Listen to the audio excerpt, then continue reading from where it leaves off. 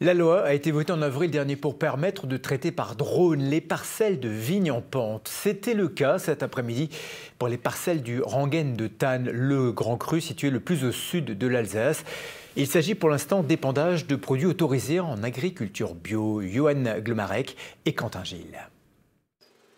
Les cigognes ne seront bientôt plus toutes seules dans le ciel alsacien. Depuis une loi votée en avril dernier, les produits dits de biocontrôle, donc utilisés en agriculture biologique, peuvent être épandus par des drones. Pour être autorisés, les cultures doivent être en pente de 20% ou plus, une caractéristique du vignoble alsacien.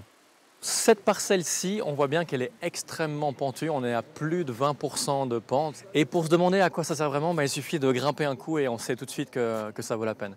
Puisqu'on a plusieurs options, on pourrait avoir un atomiseur à dos ou monter avec un chenillard. Ou si on doit prendre des engrais, des sacs de 25 kg sur le dos, c'est jamais pratique. Et là-dedans, on peut mettre 50 kg ou 40 litres.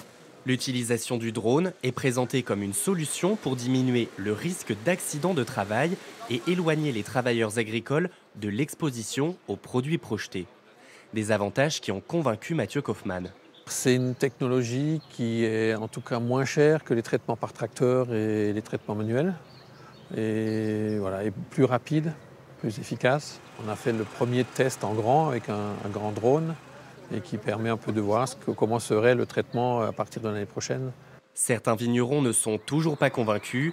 Marc Umbrecht, lui aussi en agriculture biologique, salue l'avancée technologique mais émet encore quelques doutes. Je comprends qu'il y a une certaine volonté à utiliser les drones, même si je suis assez réticent par rapport au vent et à la dispersion. Il ne faut pas être trop extrémiste, mais en même temps penser quand même à la santé et des personnes qui sont dans le vignoble et des personnes qui traversent le vignoble en tourisme ou parce qu'ils y vivent. L'épandage aérien restera très encadré. L'autorisation pour une parcelle sera temporaire et devra être renouvelée.